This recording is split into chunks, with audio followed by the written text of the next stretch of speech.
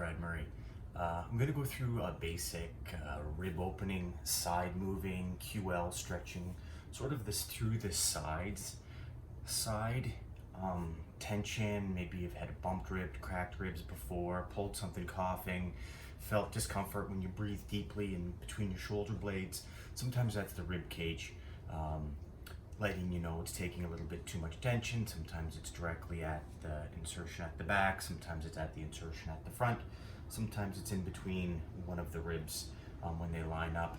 They really do two large motions. They do what's called a bucket handle motion, where they open up from the sides to give you more airspace within your lung, and then they also do a caliper type action, which is sort of the opening of like a caliper to open up the chest to expand more front to back direction. To loosen up our ribs, we're going to do a couple side bending motions to work a little bit more on that bucket handle type maneuver. So let's take a look at it. I'm going to go through a couple progressions of it. Now, sitting on the ground might be a little difficult if you have hip and knee tightness. You can start this one on a chair. It's one you can do on breaks, while you're on the computer, while you're on the phone. This is just a better position. Locks out the hips, locks out the pelvis, and allows us to focus more fully directly on the ribs themselves.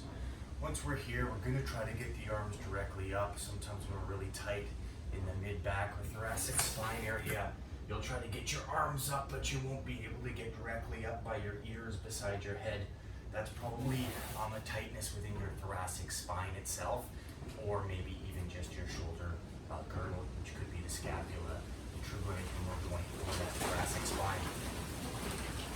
So we're up first, then we're just going to come over almost like we're reaching up to the side on a 45-degree angle, and reach up to the side on a 45-degree angle, and we're going to do 3 or so of those.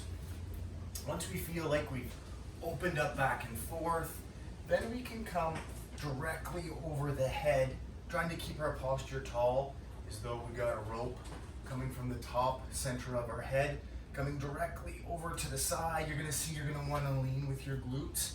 Try to keep both of your glutes flat on the floor without coming off. That's now getting into hip motion. We're trying to focus on the rib cage, and we're going to do that one both sides, nice and tall, proud chest. Try to keep both those glutes on the side.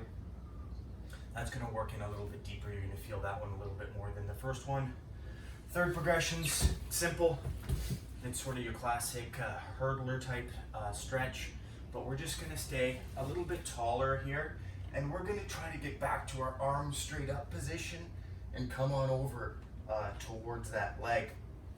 So we're really going to try to keep in line with the leg. We're going to try not to bend forward or arch back. Arms are up straight by our ears, and then we're going to try to tilt over, trying to keep those ears. You should notice a pretty good pulling right in through the QL now. So we've loosened the ribs up, top by the shoulders, right by the thoracic spine, and then a little bit lower there into the core. Reps and sets on this one, sort of 3 progression exercise. So you'd want to go through this 3 times in each one of those progressions, probably a little bit longer hold times. That was more of a demonstration. You want to get those hold times to 15-ish seconds with a couple deep breaths. Give it a try. Open up your ribs.